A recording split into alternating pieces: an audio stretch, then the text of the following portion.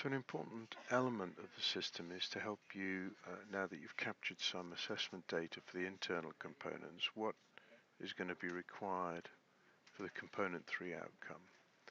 If you click on these cells here, you'll find that you're actually blocked from being able to make any changes, and that's because you set the individual targets in component 1.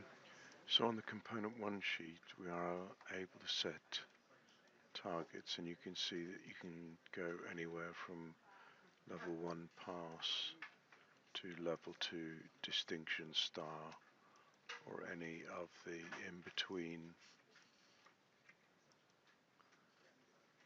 So I'm going to set level 2 merit on a bunch of these, level 2 pass, level 1 distinction. So you've just got a range of targets in here now, and what you can see here is not yet pass. NYP here means that this is because one of the components here is not yet at pass.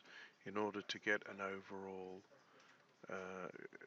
award in this qualification, you have to be at least at level 1 pass on all 3 components.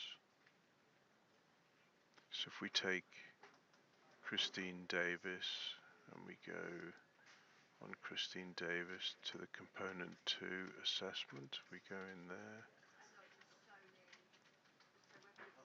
and we take away one of these so that it goes down to an unclassified for component 2, you'll note that Christine Davis now has a not yet pass result for required for target, which means it's not possible to get the grade, the target level 1 distinction that she requires. So that's how the targets work.